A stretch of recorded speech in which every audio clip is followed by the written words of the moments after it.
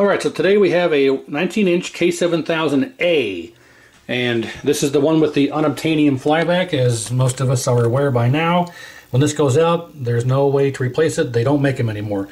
So we're going to try and get this salvaged. This was out of a Play Choice 10 Nintendo system, which of course has inverted colors. So I have to have the test pattern generator on here with the inverted colors to get an image. And this was sent to me because, let's see, part of a single screen plate PC10. It has not been turned on for a while. I get either black screen, blank screen, or heavy vertical collapse. With 30 minutes of time, the collapse will progressively improve as screen widens, but will scroll. That'll be fine for 30 minutes or so. A year ago, this process would take 2 to 5 minutes. Also having issues with getting any blue color. Pot doesn't seem to work. This may be from recapping of the board. Still a rookie. Thank you. So, yeah, and if we look here, full-on collapse. And the line is about, I don't know, instead of being in the center of the screen, it's further down. And if I adjust our vertical position, it does nothing. And there's no other vertical position on the board here, as you can see. Vertical position, there we go, V position, is on this thing. So if you ever have one of these with this remote board, you can just get yourself a vertical position pot and a horizontal position pot, because you can see there that neither one of those are installed. The H position pot goes right here. Get out of there with the red and the black wire. And the vertical position pot goes here with the yellow. You can just disregard this entire harness, remove it from the chassis, get yourself 2 pots, install them in the board, and you won't even need this stupid thing anymore. So anyway, just putting that out there. But we have our generator on. It's got set to inverted colors. This has the inverted color mod. I haven't really discussed that on the channel, but you can actually do it. There's a mod you can do to a K7000 that will invert the colors to allow you to use this for a Nintendo setup. But the Nintendo setup uses 100 volts. The power supply on a Nintendo cabinet uses 100 volts isolation transformer. But this requires 110. Now in theory it shouldn't hurt it. You can use 100 on the 110, but you wouldn't want to use 110 on the 100 like the Sanyo. So it works one way, not the other. Anyway, so we have collapse here. Let's see if we can take this apart here, break it down, and see what we can find. Whenever you start a troubleshooting process like this, step number 1 is the most important step, and that is a visual, well, I had a wire fall over there, a very good visual, thorough inspection. Before you start throwing parts at it and testing things, a visual inspection is always the first thing you want to do. So here's a case in point of why it's important to do a visual inspection before you start really doing much else and waste your time. So if we look here, the vertical wires that come off of the vertical posts here, these two are horizontal. The more evenly spaced are vertical, and the further out ones are horizontal. You can see there's a yellow and a white wire here. If we turn this around, it's just a straight shot from those pins to those 2 wires, so nothing else around here for that. And they travel all the way across over to here to our circuit here for our vertical IC and our vertical deflection. So if we follow this white wire here, I think it's the white one. Is it the white one? It's the outside one. No, it's the yellow one. If we follow the yellow one here, it goes, it's these 2 wires here. This is the white, this is the yellow. It comes down through our vertical IC, goes to here, across this jumper, down to there, and then it goes to these 3 points right there. Now these 3 points right there are these wires here, the blue, white, and lime green, and they just jumper right over here to right here in this location, just 3 jumpers.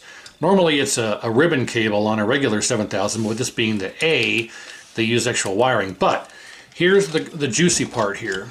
If we zoom in as far as I can here, we have our yellow wire is this point, runs through here and goes across to here.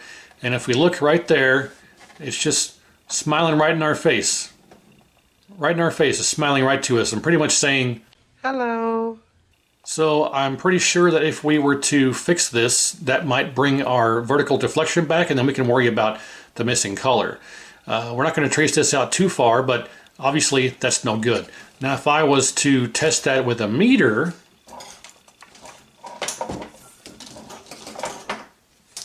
and I got my continuity mode ready to go. If we just take our leads here and touch them together, you can hear And so I lost it here in the haze right there.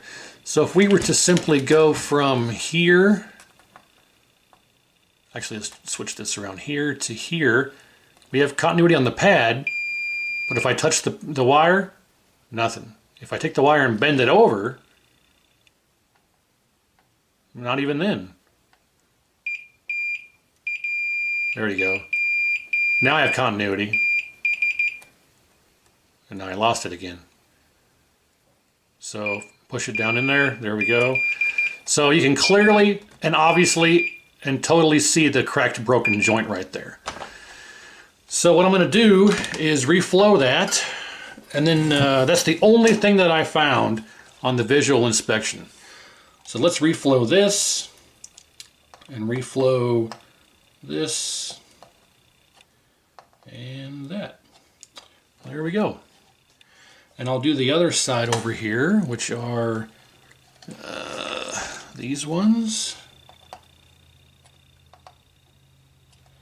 And on, like I say, in my visual inspection, I found nothing else. No other cracked joints, no other broken solder pads, nothing else, nothing burned up, nothing loose. That was the only thing that I found.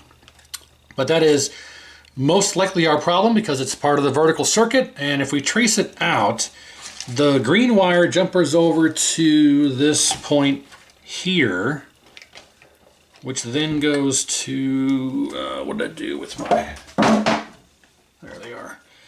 Goes to here, which goes to here, which jumpers to this, which goes to here, which I don't even know what that is. That's a resistor, which then comes back to here. It's too much to trace out here, but with finding that completely open at a circuit, I just want to go ahead and see if possibly that's the problem, because it does run to our vertical IC. So let's, after finding that, let's go ahead and get it hooked back up to the tube and see if we're better or worse or the same, and see what we have from that point, and then we can keep going on from there. Well, jumping ahead here a bit, because I hooked this up and it still had collapse, complete collapse, no change to the discrepancy at all. It did not affect it one way, shape, or form after fixing that bad solder joint. So I'm like, well, that doesn't make any sense. So I went ahead and changed the vertical IC. It did read good. It didn't read any, none of the pins read shorted that weren't supposed to. This is the original.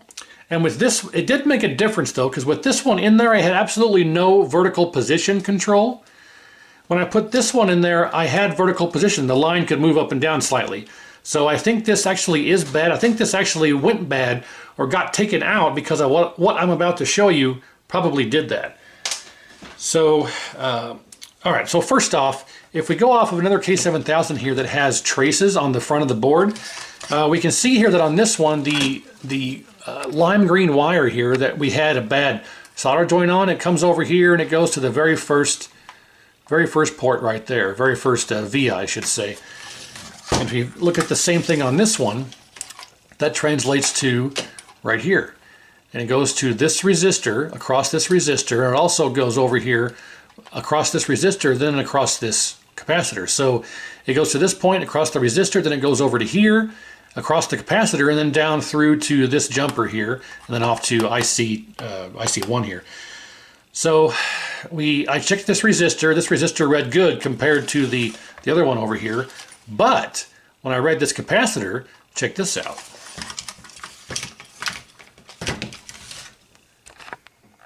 If we read that capacitor in circuit here, it is C14. If you read C14 in circuit on here, we get 185K, 186K, so let's just say 190K, all right? So now if we measure this same capacitor on our problem chassis, that's going to be this capacitor right here, C14, and let's zoom in here. This guy right here, this C14 guy. Again, this goes off to this resistor, across the resistor, then it goes over to here, and then this leg here comes down this way. So we need to check this capacitor to make sure it's good, because the resistor checked good on both chassis, the same reading. Let's just see what it reads here real quick, now that I can't recall. So both of them read the same thing. They both read 56K. Can we see that? Of course not. Slightly more. 56K, yep. So now, we're reading 100 and what, 190 on this one for across C14. Look what I read across C14 on this one. 6.88 megohm. I think our C614 is bad. Oh, I'm sorry, C14. I think our polycap, our C14 polycap here is bad because it's reading 7 megohm across it. This guy right here. So let's pop that out real quick and test it out of circuit and see what we get. All right, that is out. And let's just test it out of circuit here. See what that reads.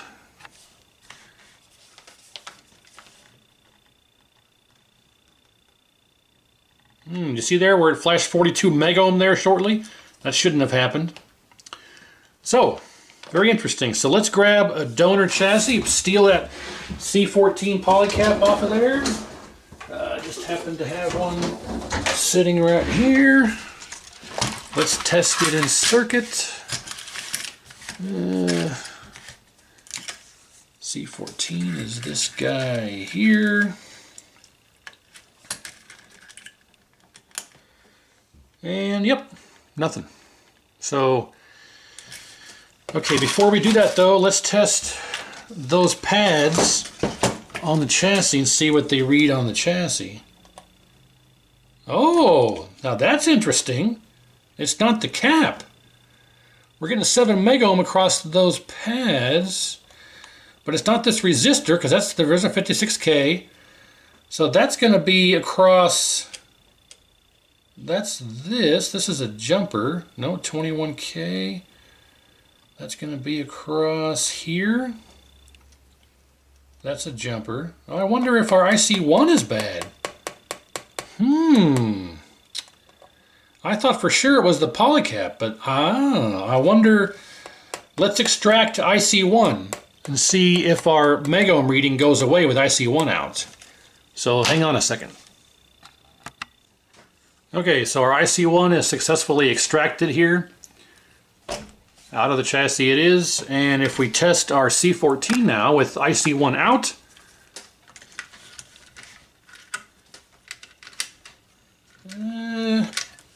we get open. Look at that. So I think we have a bad IC1. So if we change this out and we get a good 190K reading on C14 like our other test one, then I'm going to go ahead and fire it up, and if it works, I'm going to put the original vertical IC back in because I'm not 100% positive this is actually bad. Like I say, I put a different one in and I was able to move the vertical position, but I couldn't with this one. So I don't know. But I want to replace IC1, see if we get our correct 190K reading on C14. If so, we'll proceed on from that point. Now, I do want to say that I'm kind of running off of a tangent here because normally when you have vertical collapse on the 7000, it's almost always either R91, R92, D13, D14, or the vertical IC. It's really going to always only be one of those 5 items. But I haven't tested any of that yet because with that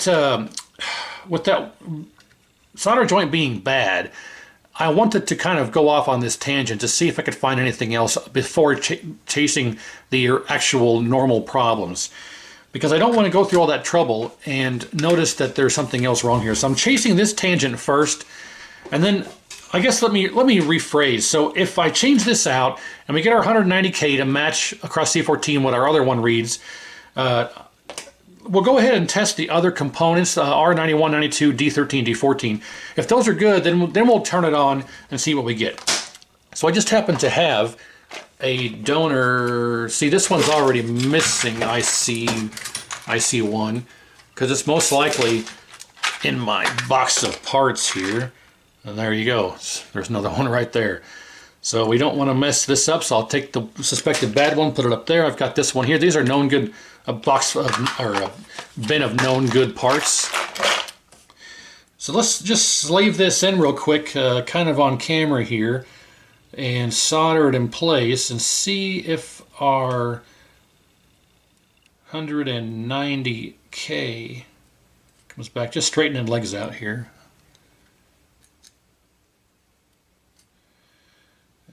Alright. Okay, make sure we get our notch in properly this way.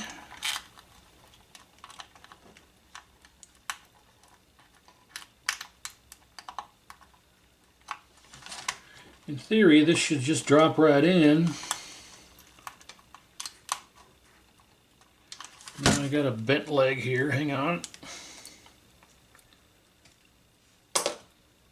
There we go. Okay, let's take two.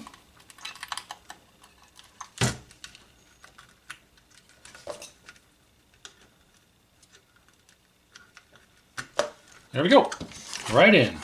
Okay. Let's make sure that we have all of our legs out. We certainly do. So let's zoom in here, solder this puppy in, and then cross our fingers here. Got to turn my fan on.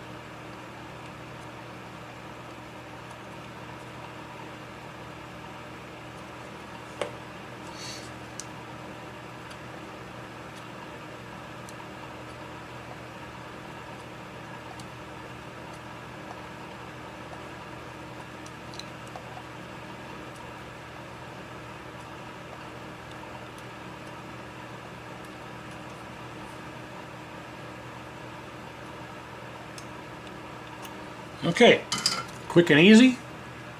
They're all soldered in. Looks very nice. So, moment of truth. Are we back in the megohms, or are we at 190K? Alright, so C14, here we go. What is the verdict? We're back in the megohm. Oh, crap. Well, this is probably okay then. Why is that? There's something open on the circuit, or bad. Well, let's just test R91, R92, D13, D14. So on the normal regular 7000, R91 is up here next to this cap, R92 is across right here, and then D13 is right here, and D14 is right here. So D14, D13, R92, and R91. But on the 7000A, they're scattered around here. In here, we have, instead of next to the flyback, because it's a different type of flyback, R91 and D13 are actually in here. Here we go. R91 is this guy right here. D13 is that guy down in there. And then over here, we still have R92 is right here, and D14 is right there underneath it. So those are the four components we want to check. So R91 and R92, I had that backwards, yeah, 91 and 92, those should both read about 1.2 ohms. So if we test those on the back side here, if we look here, it's going to be down right here, across here. So if we test R92, should be 1.2 ohms. That was across here. Yeah, 1.5, and D14 is right here.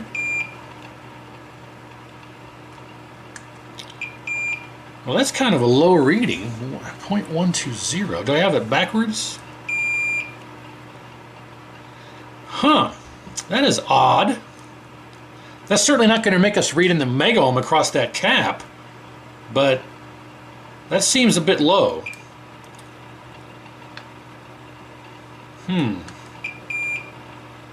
Yeah, that's odd. Well, I don't suspect that at this point. We can change it out if we want to, but I don't suspect that. And then R91 is going to be right here. 1.7, close enough. And D13 is going to be, I think that's right here. I'm backwards.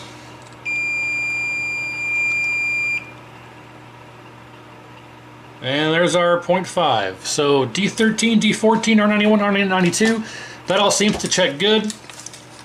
We're suspect of D14, but it's not. Normally D14 always reads lower than D13 because it's in the circuit for the flyback. So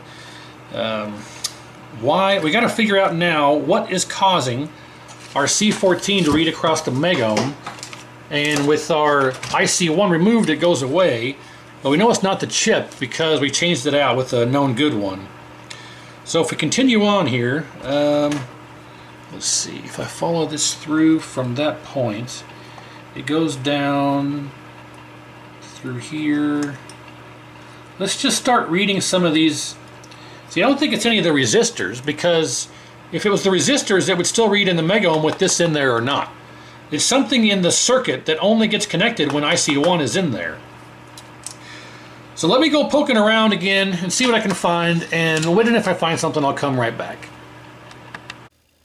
Well, back on the handheld here after a couple of hours of troubleshooting, because I eventually found the problem here, and I'll show you here in a moment. But when I last left you, we were reading 7 megohm across C14, and we had another chassis I was testing here, and it read 180K across C14. So we thought that C14 was bad, so I put another one in there.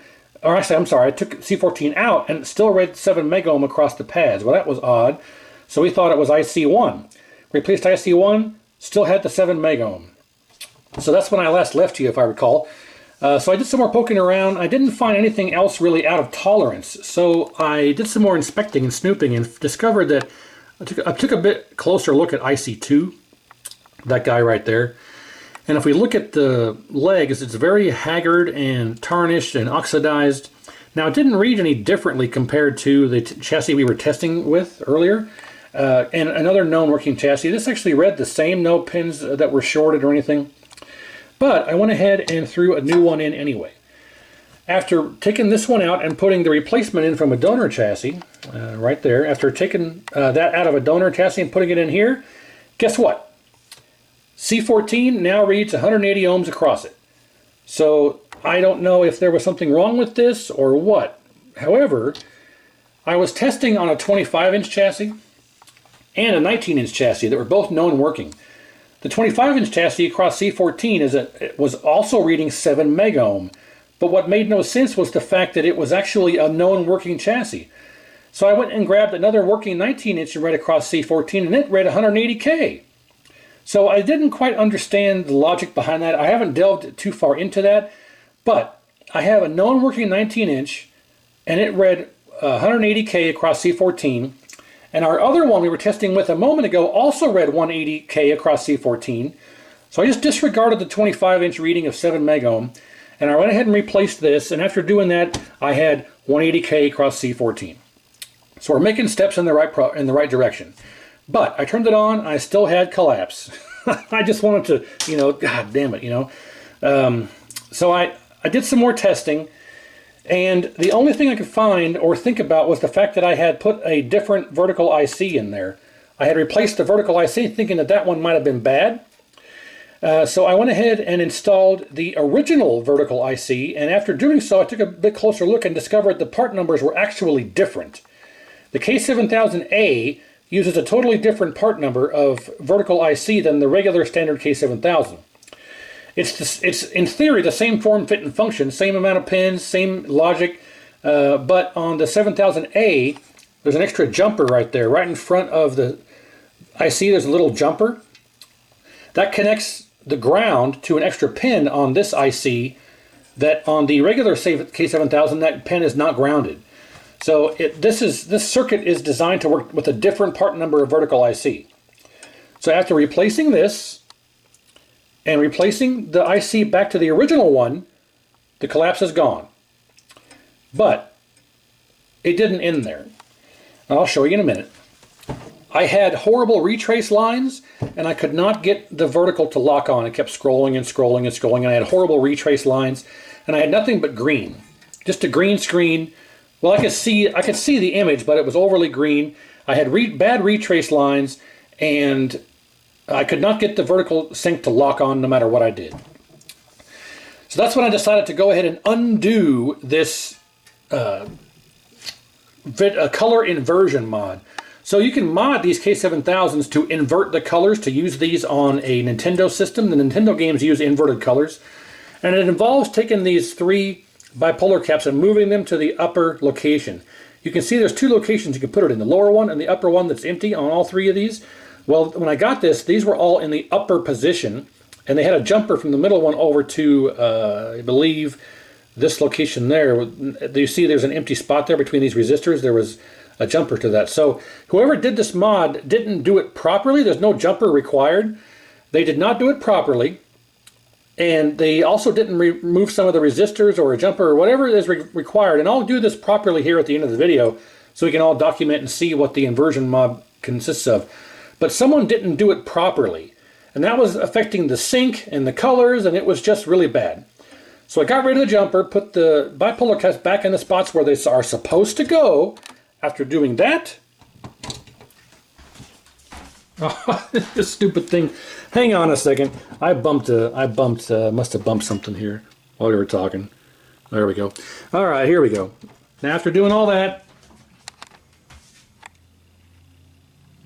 come on, dumb camera, focus. There we go. It's working. There we go. Well, my retrace lines are back. I got to turn the fly back down. It's warmed up since I first turned it on. Hang on a second. Let's turn it down a bit. There we go. Okay. So, now it's working. Works great, looks great, but we have no red. And we also have these lines, whatever's going on down here. I have no idea what's causing that. I'll have to look into that. But it is working. It does function. But as you can see here, no red. So we're making progress. It's no longer collapsed. Easy for me to say. So we had, let's review here real quick. We had a bad IC2. We had a terrible, incorrectly done inversion mod. And I think that might have been it. I forget. It's been a long few hours here. So we're on the right track. And now I need to figure out what's causing these lines down here at the bottom of the screen. See it jumping around here. Got to figure that out and figure out why we have no red. I've already swapped out a neck board with a known working neck board, and it is not anything on the neck board. So it's possible that there's something else going on down here. I believe one of these 3 color transistors is probably bad. Any of these 3 color transistors right there. There's you know, this one. These are the 3 main input color transistors right there. I'm pretty sure the red one's probably going to be bad. But, and that corresponds to what this note says here.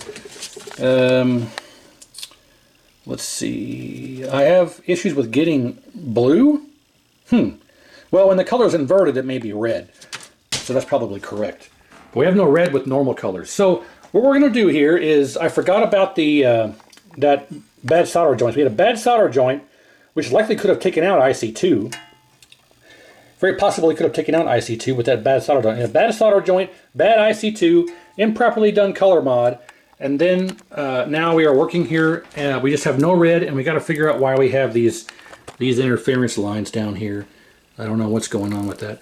So we have the no red and these lines to figure out, and then do the color mod, and then we should be good to go. So making progress step by step. Sometimes it gets a bit frustrating, but don't ever give up. You'll eventually get it. And I'll keep going here, and I'll see what I can find regarding the red and these lines. Then we'll do the color inversion mod and call it done. Okay, so I checked the entire red circuit and could find nothing wrong. I spent like 45 minutes testing every component, every transistor, every resistor, every capacitor, every polycap. I could not find anything wrong, and like I say, I already changed out the neck board. It wasn't the neck board.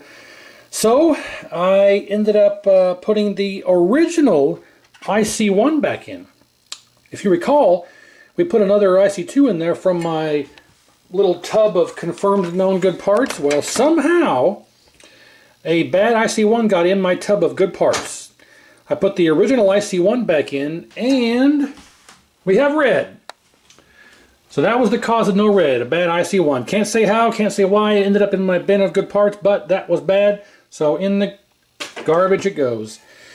So now the only thing we have left to do is figure out what's going on down here with this tearing. Let me get to a different screen here. That's better. So you can see this tearing that's going on there. I don't know what that is. Or what's causing that. I've never seen that before. It's just very odd. And see, you can't see it on red, green, blue. That's better, all white. Yeah, so I don't understand what is causing that. It's not IC2. It's not IC1. The caps have all been replaced. It's not a sync issue. I'm wondering if it's a possibility that this tube is simply not compatible with the 7000A, with the yoke windings and such, because if I decrease the vertical size here, you can watch this and see that it actually kind of, if I decrease the vertical, well, no, it's kind of still there. Oh, I lost my sync here. Hang on. There we go. It's not as bad, but I mean, it's still there. Well, I can't say that. So the next step is to figure out what's causing this issue down here, and then we'll worry about the color inversion, and then we can, hopefully, if I can figure out this and get the color inversion done, we'll call this done. So let me keep on going here. Okay, so I had not done a full, complete, total reflow yet.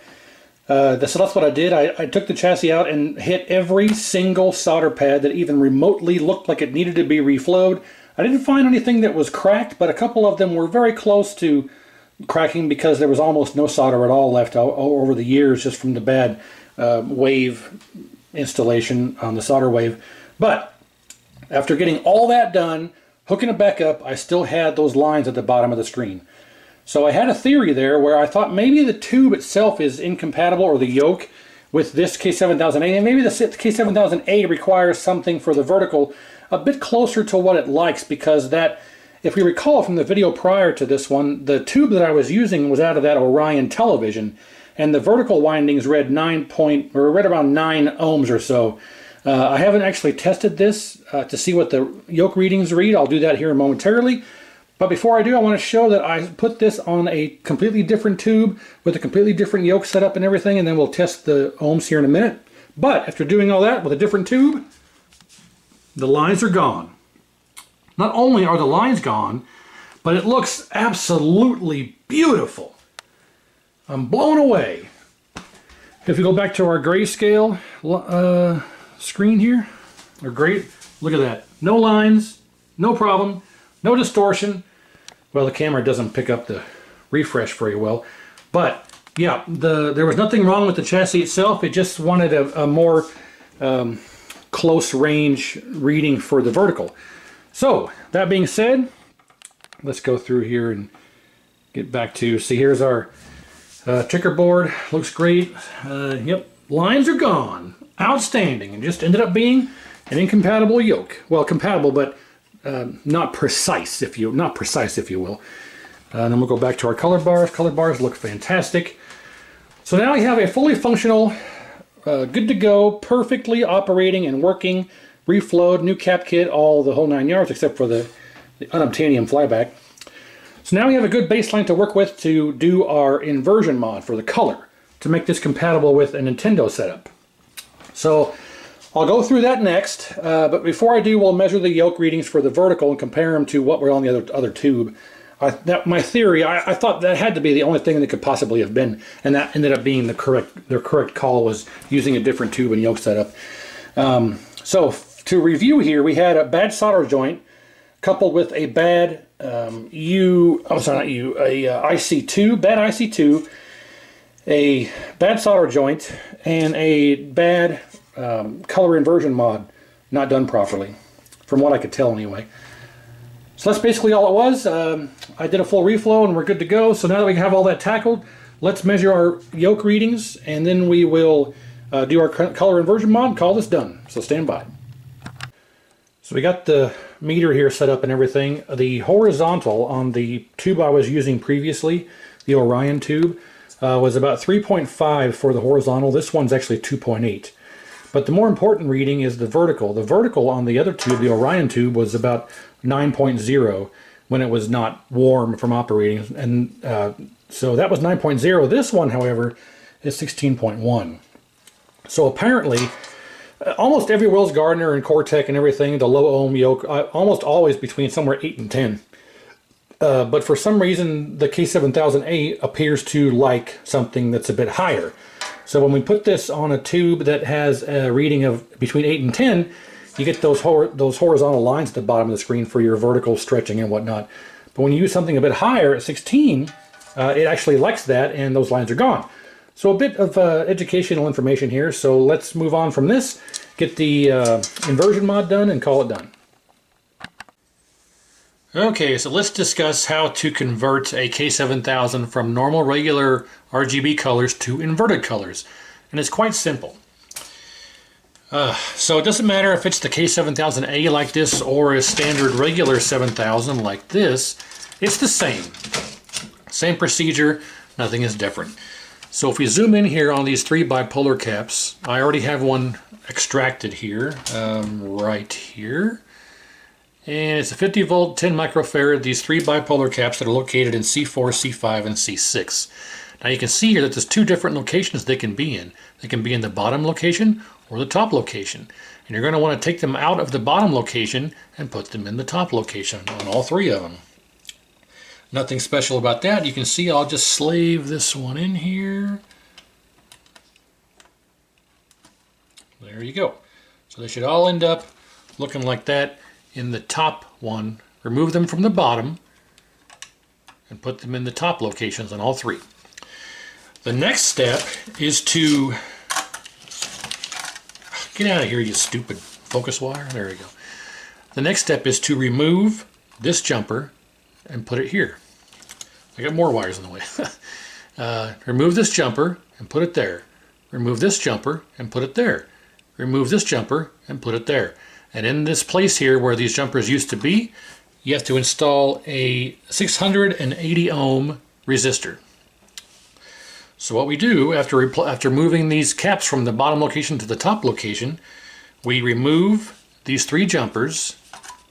This one, put it there, this one, put it there, this one, put it there, and in the place where this jumper, and this jumper used to be, you put a 600 ohm resistor in those spots. And that's all there is to it. So I am going to perform that, and then I will come back, we'll get this hooked up, and we'll see if the colors are indeed inverted. It's quite simple. So here you can see what it looks like before. Excuse this is already in the top one, obviously, I just shown that. So here's what it looks like before. When I come back, I'll have all this swapped over, and I'll do a jump cut here, and you'll see what it looks like afterwards. So here we go. And here's the after, all done. As you can see, all of our bipolar caps are now in the top location. And we have removed our jumpers from here, here, and here, and moved them to there, there, and there, and installed our resistors here, here, and here. And that's really all there is to it. So if you do it correctly like this, you should have inverted colors, and you'll be able to use your K7000 for your Nintendo setup or whatever other setup you need to use inverted colors for. So hopefully that helps you out. Yep, and the next step, I guess, is to go ahead and test it and verify. We'll be using the test pattern generator, and we'll be turning it on, and hopefully the colors start off inverted, and then I'll flip the inversion switch, and it should switch to RGB. If it's RGB with the switch inverted, and it's inverted with the RGB or with the inversion switch in non-inverted, that's hard to say. You get the idea. Then our inversion mod is successful. We're wanting to turn this on, see the colors inverted, flip the inversion switch on the test pattern generator, and then see RGB. That's how it should work. If that's the case, then it's good to go. So let's get this back on the tube and see if it is in fact working and how this turned out. Okay, so we're up and running here, and I've got the test pattern generator here set aside. We'll hook that up in a moment. Right now I'm just running the regular super high impact board just to make sure we have our inverted colors after doing the mod, and check it out. Look at that. Successful inverted color mod. Successful. I should say, easy for me to say. Very simple, very quick, very easy to do. So that pretty much wraps this up. We had bad solder joint, we had a bad IC2, What else did we have? The inverted color mod was bad. This jumper that was installed, not sure why it was installed, was completely not necessary. I think that this might have been causing another issue. But I think overall, yeah, I just needed a good reflow, get that solder joint fixed, replace IC2, and get the color mod done properly, and it's good to go. So let's turn this off or disconnect this. Let's hook up our test pattern generator. And I need, this is kind of ghetto here, sorry. I need to put my sync wire in there manually. Get in there, get in there. There we go. Okay, and as we see, nothing on the screen, raster lines, because there's no image. But if I turn this on, let's turn off, okay, dip switch 4 is off. Dip switch 4 there, you can see, is clearly off. It's just 1, 2, 3 are the only ones that are on, that's RGB. Dip switch 4 is our inversion, INV for inverted colors. So right now, if we turn this on, there's our image. Oh, sorry. And as you can see, the colors are inverted. This is always going to be inverted regardless of what position that switch is in. If you have a Sanyo or a monitor with inverted colors like this screen's always going to be inverted no matter what position that switch is in. It doesn't actually invert the colors till the next screen. So if we go to the next screen here and I hit the button, or RGB I should say, see there's our RGB, and as you can see, it's inverted. So our inverted color mod is works just fine. The way it's advertised, quick and easy, you saw what to do. Now if I flip dip switch 4, I'll try and do this actively here. Dip switch 4 should invert it back to regular RGB. If I flip this dip switch, watch what happens. Let's see if I can capture this. There you go, normal RGB. So yeah, put it back to non-inverted, which makes this re-inverted, and there you have it. So this is ready to go back to the owner, go back in their Play Choice 10 and work and operate flawlessly. So a lot of head scratching, a lot of effort here, but like I say, don't give up. As you can see, you can usually get a good turnout, and stick with it. And I appreciate you watching. Like, share, and subscribe. Lots more stuff on the way, and we'll see you then.